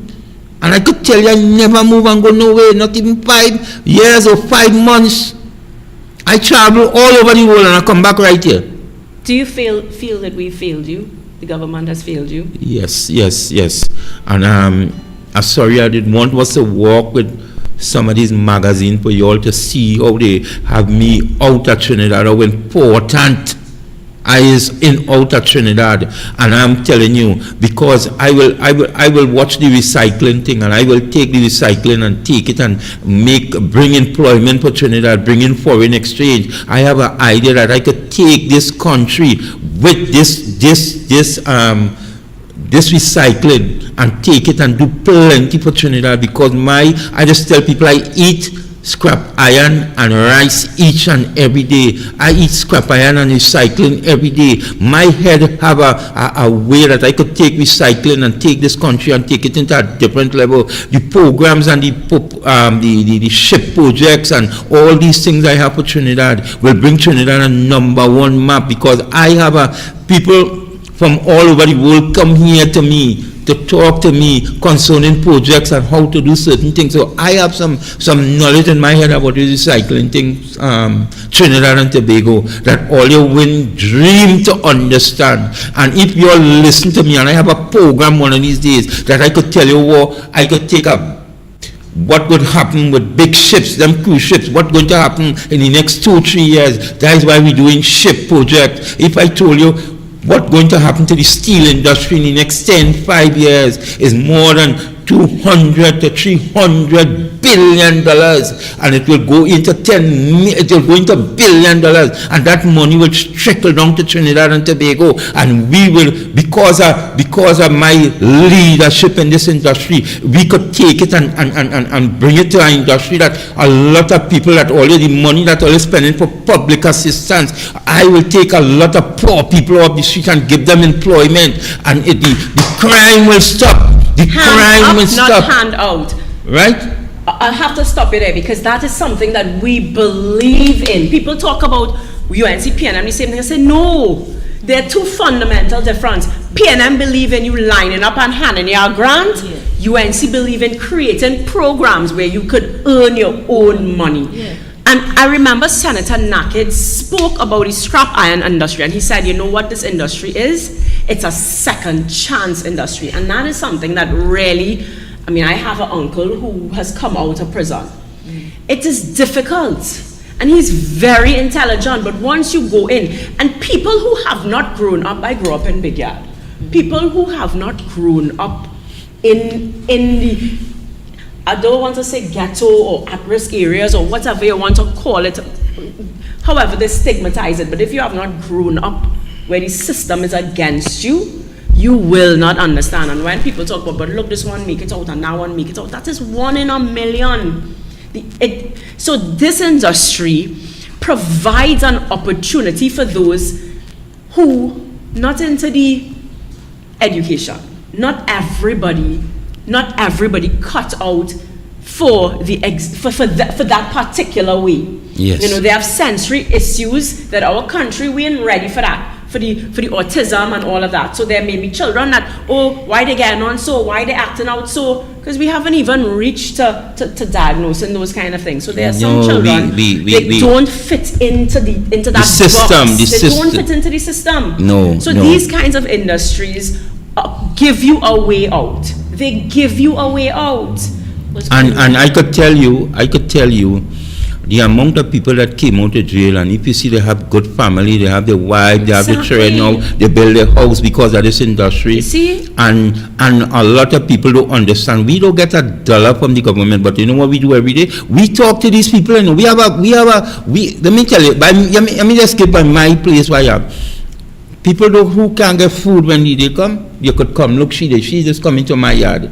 You could get food in my yard. You could get people to talk to you who have experience, who have knowledge in society about, listen to me, I want to do crime, I want to do this, without people could talk you out of that. And this industry give you that. Tell the government what will happen to crime. And when you shut down an industry like this, when people don't have nothing to do, when you take away the power that we have to talk to the people who want to do crime, and you leave them straight away, because we can't give them a dollar now, we can't help them, because all I had that I give away, I give.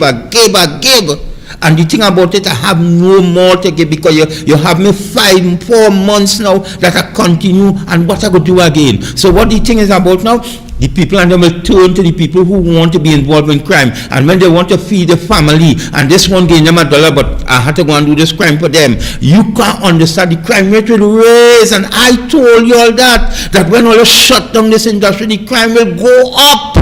It don't give me a pleasure to tell Trinidad and Tobago, yes, listen to me, you always want to say, leave these people alone, don't help them, but who? So, because you come out of jail, because you can't read, because you can't write, because you don't understand to stay away from crime, you have to leave these people. Somebody had to take care of them, and I choose in my life to help these kind of people, because I believe God has given you the strength, God has given you the energy to help these people, you know, and God has given me that I could get up sometime 3 o'clock in the morning to beg God to help these people, because if the government understand, they wouldn't give us all this problem, they would open back this industry and help me, help us that we could help the people that causing crime in the country. Because when you have a man, he back against you all, what you want him to do? You take away the only industry in Trinidad and Tobago that shut down for 4 months, and nobody in no part of the government come and say, listen to me, hold a hamper, hold a food card, hold public assistance. We thousands and thousands of people get not $1 from the government. And we know, every day now we have to be asking, when this industry opening back? But I will tell Trinidad and Tobago something. I will say this. You see, all unfair games, they start to play over. And right now the ball kicking, and when the ball kicking up in the mountain. And when the ball kick up in the mountain, we, the poor people, to the bottom. And wise when we trying to stop the ball from coming back and going and score on me, the people on top, which is the people who have everything, and the government, them don't have to do nothing. The ball only scoring on me. And we could do what we want. We could come and beg. And it's because I say, it's because of who I am, and how I look, and how I speak.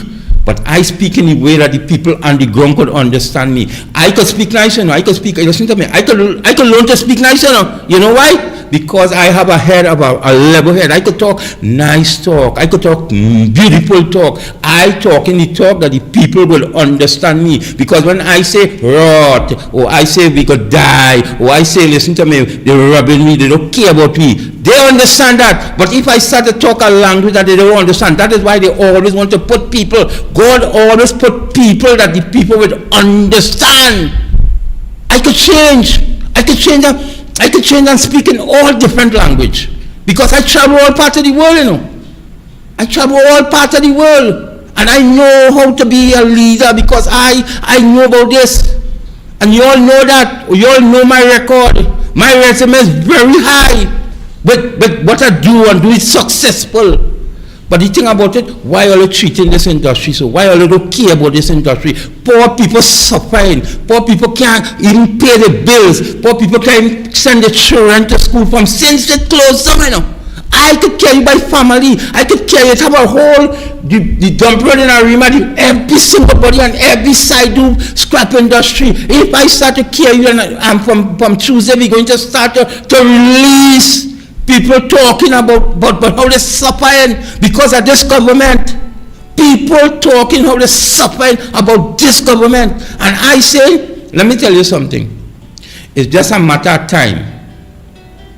When you take a man's head and you're pushing it in a pool of water, the man will have to try to raise up, It will have to, must have to raise up, Right now, while you're pushing the head in a pool of water, and I am telling you all, it's only because telling them all your breath longer than all you could hold it. That is why they didn't raise up the head yet. That is why the head ain't raised up. Because I told them hold all your breath as long as all you could hold it. But how long I could hold how long again they could hold the breath. They must try to push up the head, because they're stifling. And that is why I had to tell Trinidad and Tobago, all you understand, all you want to talk about a church bell.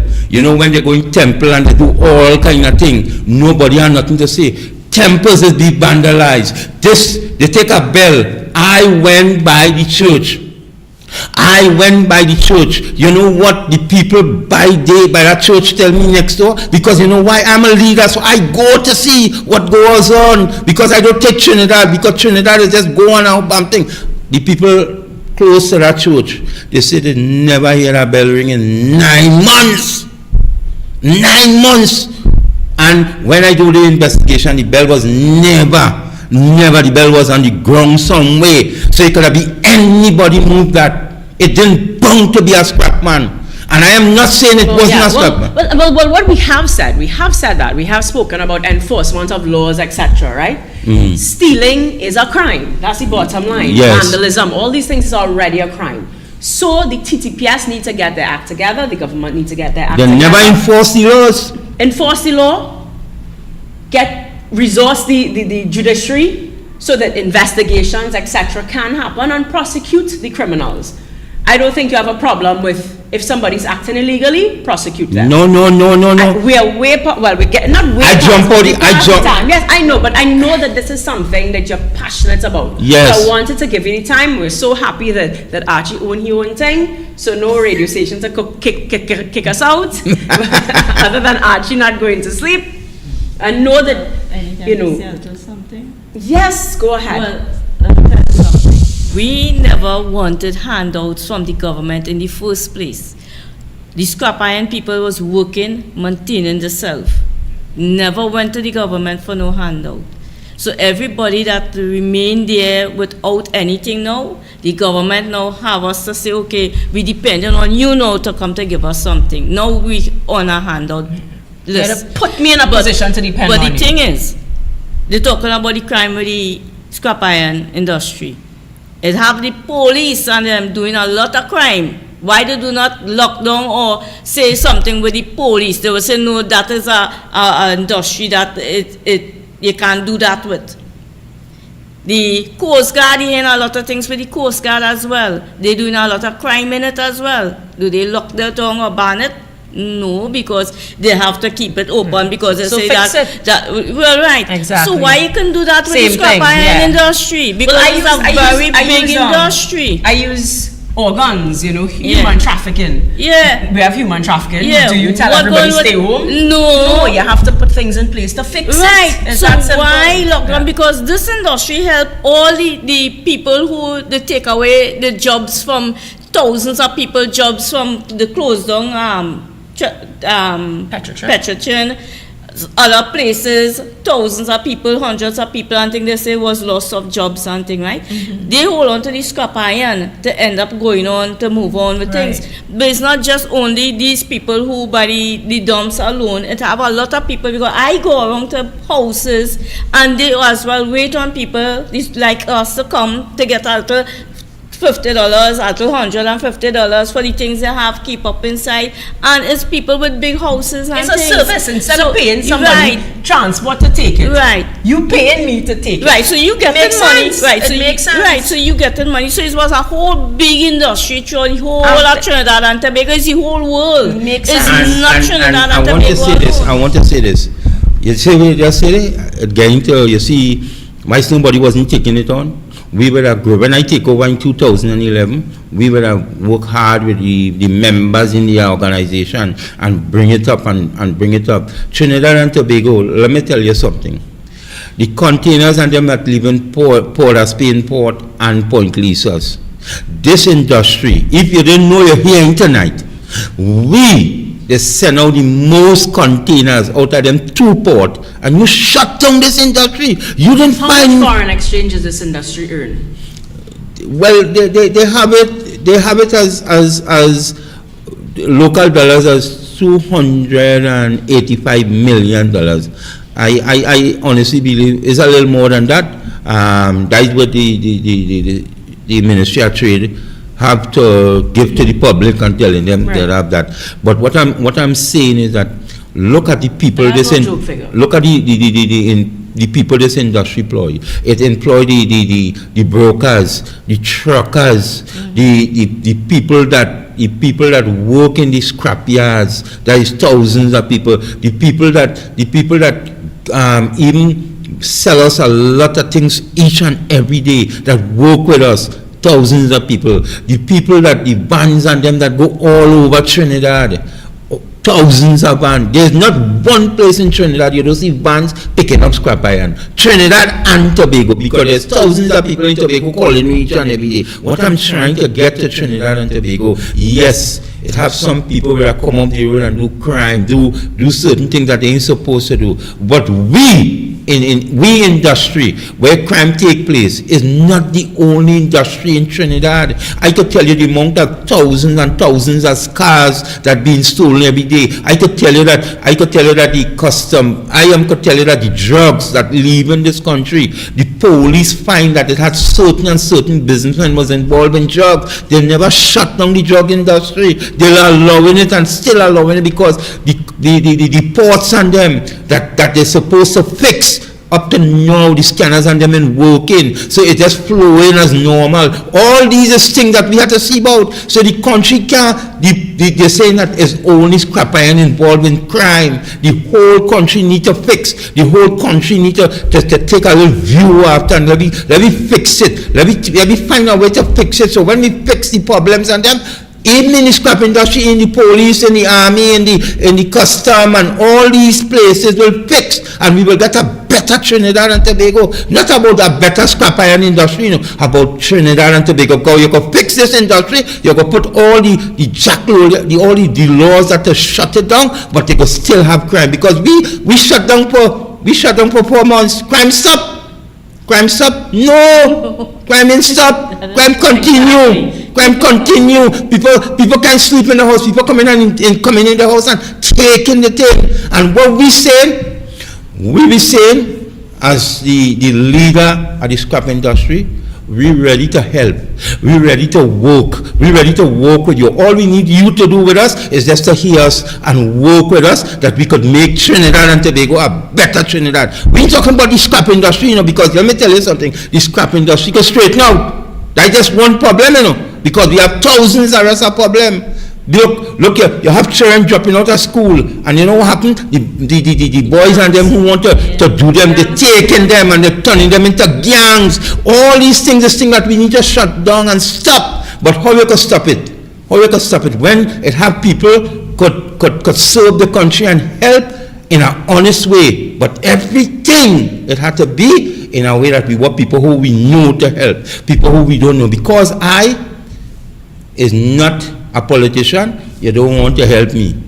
You know, if tomorrow I say... Or it might be that you're not a financer. It is 9:15, so I have to stop you. But I did promise you that through, however, we will find ways, we will talk to the douglAR, we will use my TikTok, we will find a way to continue the conversation and to continue keeping the plight of the scrap iron industry in the public's eyes. So I promise you, this is not the end, this is just the beginning of us speaking to the people of Trinidad and Tobago to understand what is going on. Before we close, yes, no, not now, on behalf of the scrap iron industry, do you believe that TNTEC should increase the rates? No, only go increase the rate, all right. I had to talk on behalf of the thousands of people. I could say the thousands of people, based on my understanding and what they are speaking to me for days since this thing come out, is that they weren't able to pay. They can't pay major bills. They can't buy food for their family. They go pay an increase in TNTEC rate. So I am saying, all you hold back with that, please. As a leader of majority of thousands and thousands of poor people, I am telling you no to that. No. Mr. Prime Minister, no to this increase. Mr. Minister, whatever it is, public activities or whatever, please look at how much poor people have to face, how much problem poor people facing, and please hold back on that. And I, not talking for the UNC, I am talking for poor people. So don't believe because I come sit down by UNC people, it's because they invite me, and I love my people, and I love people who like to fight for people, and I love people when you see they could be who it is, and if they talk the truth, I for that. If it could be whoever it is talk the truth, and I believe that this I'm gonna forget your name, Marsha. Marsha, yes. Oh gosh, That's when I hear your voice talking out, I immediately last night when somebody sent it to me, I immediately say, hey, I told my wife, this is a person I need to get on to. And I am telling you, is that you touch my heart, the way you speak about the industry, and if you speak correct about this industry, and you had facts, and you had the information, I had to support you. Well, I could only give that credit to our opposition leader the week before. Always look at us smally, right? No, not me. But she put us in a room, and she say, we are playing the fool. Boots on the ground, boots on the ground, boots on the ground. Touch warm bodies. You have to be touching warm bodies. Well, you did touch me. Get by the people, talk to the people, find out what the people are saying. She has always believed in that. I will tell all you, I grew up here, and it is not a secret. Right? The only time I ever vote for UNC is when I vote for myself. Right? I grew up with my father dying PNM. But when I got to know, you see, the lady called Kamala Prasad Bissessa, her heart is for the people. So what you hear from me, I'm telling you, you hear that from the boss herself. Okay. Well, I appreciate that. And I want to thank her for allowing you the opportunity to talk about this scrap industry, and I think you did it well, professionally, and the information was it reached people, because I sent it to hundreds and hundreds of people, and each and everybody liked what they say, hear what they hear, and I mean to say, you did touch people, and that is why I'm here tonight, because I say I have to support what you say. You understand what I'm saying? And we have to support, because and I think you all need to support us. Not open. I think the UNC, I say the UNC, I'm saying this, the UNC shall support the scrap iron industry and help us that we could fight this fight, or we open back this industry, because Miss Kamala, she loves poor people, and I think she's supposed to put out some more troops to help us fight this I battle. don't know what troops again. What we need now is the troops on the ground, because we voted against it. You know, we supported it in terms of, we were saying we open it, do whatever, but you can't come and say we didn't pass the legislation, so because we didn't pass the legislation, the scrap iron can't open. Because you know that's what they will say. We want the scrap iron industry open. That has been UNC's call. We are not playing around with that. And I want to say this before I go, because Trinidad need to hear this. Oh, my mic, they're not hearing me. The UNC's position is that we want the scrap iron industry open. In fact, in 2013, it was under UNC government that we started the consultation. In 2016, they had a report. So it was there. Listen to me. It was there. Because people need to know industry. that. When in 2011, when the UNC shut down the industry the same way, we had take a team to meet I think it was Munilal, it was Sharma, it was the about 40 UNC ministers, KDs. We did talk to them. They shut down the industry today, and was about 7 days after it reopened based on the commitment we give to them, and it would work because it was the same problem. It was the same problem. Legislation. So there is no reason that in 2023 that legislation wasn't passed. But even without legislation, you could police thieving. Laws are there to police thieving. Just do your work and police the thieving. Yes, if they can't do that, killing is more dangerous than thieving. Yeah. And they had to police killing. Why they shut it down? Because look how much more there is. Yeah, that was exactly what they're not policing. That's the no. bottom line. Yeah. And it's sad. UNC have given. I mean, we will fight as much as we can. Yeah. And I appreciate that. The truth is, there's so much we can do. Yeah. Boots had to be on the ground. You know, Parliament, wherever, you had to get 25,000 people out. You know, we are warning, and you say it. It gives no pleasure when we say if people cannot eat, crime will increase. That's normal. That's basic economics. You know, that's not me fear-mongering. That's not me being political. Basic common sense economics. When a father cannot feed his children and his back is against the wall, people talk about cheese is the #1 thing being stolen. You think a man thieving cheese because he evil? He thieving cheese because he hungry. When you had to be locking up baby milk, when you had to watch your wife hungry, what do you think they're going to do? That's common sense. When you watch people going into groceries and thieving and stealing and putting milk and items in their pocket to come out because they don't have money to buy it, you could understand where we're going to. And before we try to take the country in a direction that we will help, you're shutting down things. Yeah. This country can't take no shutting down and no industry. We need to fix things. It cannot take this no more. It cannot. Yeah. We need to fix the problem. And what we going to do when UNC officially stands with the scrap iron industry. We believe shutting down is not the answer. You have to fix it. And so on behalf of the political leader, I can tell you, however, we can support. I mean, we're not in government. Let's be honest, we're not in government, right? So we ain't going to try to lie to you and tell you we could help you pass what we could help you, right? I understand that, and I appreciate anybody, all the help that we could get, we will take it. Let me tell you something. There's PNM people, Trinidad, let me tell you something. I not like it. Plenty of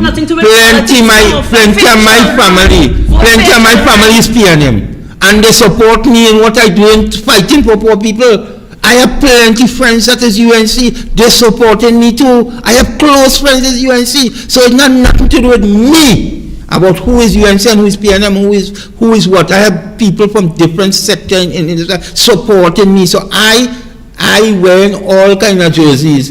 I wear my red jersey, I yellow in it, it have blue in it, it have all color. It's not about politics. No. It's about yourself. It's about your family. It's about feeding your family. It's about taking Trinidad and Tobago forward. And that's what it is. It comes like the people right now do not have a voice. Because whenever we rise up, the police and the Prime Minister and everybody will say, okay, is the UNC putting them up to it? So here what? we would jail everybody. Why not right now? Well,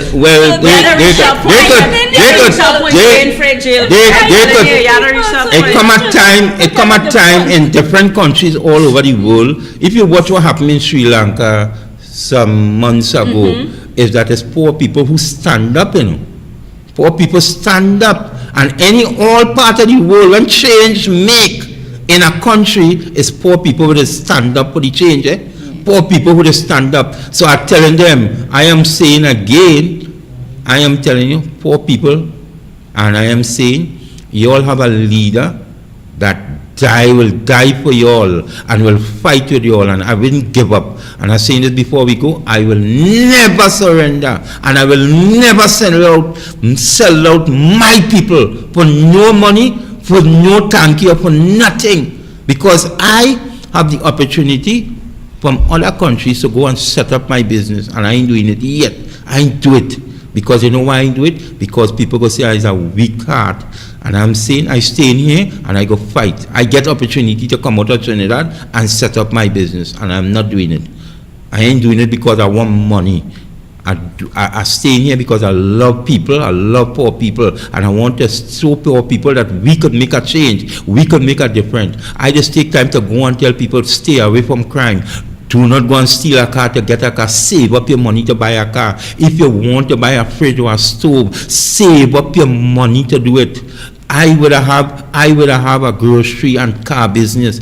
Up to now, not one police ever come into my place. You know why? Because they don't have a history that I take this and I steal this or I buy stolen stuff. I just work hard for what I want. I didn't finish school, you know. I could tell Trinidad, I didn't finish school. I leave full in Form 3. And you know what I do? When she say about bottles, I pick up bottles. I watch cars. And you know what I end up? I end up all over the world by what? You know, by just sacrificing, by just saying, listen to me, I want to work hard, and I did travel all part of the world. I even get police escort in front and behind. I went all the Caribbean countries. You know why? Because I work hard, and I was the most successful chairman of the Caribbean. Because you know why? I work hard, and I'm working hard for you. People see sometimes, they say I'm bawling out and I'm crying out. You know why I'm crying out? Because sometimes it's hurting my heart, because I talk to the government. I sit down and I say, listen to me, let us work, so let me do this. I talk to TSCT, I tell TSCT for leave that wire. It will cause problem. I had the opportunity to talk to investors out of Trinidad, and they agreed to buy all the wire from TSCT and give TSCT US dollars, because I did all of that. I went all the length to solve this problem. You know, I go to the government and tell them, shut down the copper industry, stop the export of the copper. We will give up that just to make sure that the industry stay open. You understand? I would have do all of that. So Trinidad and Tobago, when you hear me talking and I bawling out, it because I'm hurting, because I do all what I could do, and I'm still hurting. You know why I'm hurting? Because thousands and thousands of people, more than and Nancy, how serious problem. I go by a family and they say they eat for days. In a family, I could carry by them. I could carry the media. Children suffer and they go to school from since school open back, then go to school. From since August, then go back to school. I could talk about these things, but I choose to let you know the facts about other things too. But I could tell you it's a family in Claxon Bay, it's a family in Rima, it's a people in Seagull Beach, it's a people all over Trinidad suffering because of what all you do. And I am saying that all unfair games will play over, because I know to a fact that you all didn't bound to do it.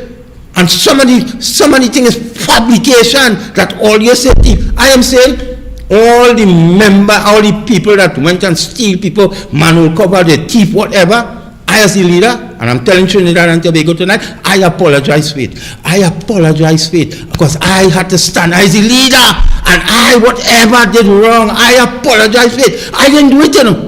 I didn't do it, but I have to apologize for it. You know why I have to apologize? You apologize for it because the TTPS could do the work. No, I apologize for it because I am the leader of this industry. Something take place. And I had to say, because some of the people want me to apologize, so I apologize because it don't mean to say that I'm guilty. Apologize don't make it, just make you a stronger man. It's not to say that I'm wrong. Because I went and talked to them, I could tell Trinidad, I went and talked to the commissioner, I went and talked to them, and before outside, people don't calling me to tell me we was talking to the commissioner. How they know that? So if we just squeal about the corrupt people in this industry, you know what would have happened to we? I might not be here talking, but what I'm trying to tell is because I have an understanding of how Trinidad work. I born here, I know the people here. Sometimes they're talking to people who there's be assessing the criminal in industries. Sometimes you could talk. So I am saying to Trinidad and Tobago, we did get the punishment. They hold us for 4 months. They went to Parliament and said they would open the industry. Now they're not open it. We and all we hope is that some containers in the two port of Spain and put it empty in them and they're doing certain things. I do believe that that's supposed to stop the industry from opening back. I believe that they could open back the industry and let the poor people start to do something and save Trinidad and Tobago. Save Trinidad and Tobago from thousands of people taken in the streets. I don't want it. And I am saying to my people, have patience. Help is coming, and if we see a certain time and the government don't want to open back the industry, I'll be the first man to tell us that we go on the streets. I'll be the first man to say every single people in this industry, let me go on the street. So this organization here, I want to thank for having me here, and all I could say to people, please support us.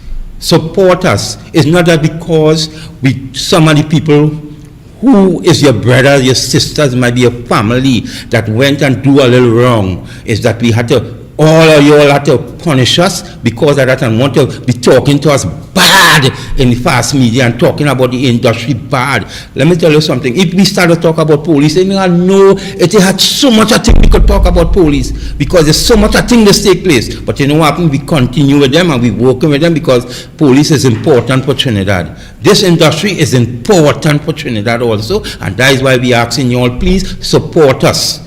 Support us. I don't say I apologize, and I ain't going to take it back. So I am asking you all, support us, help, talk to the government, let them help us to open back this industry.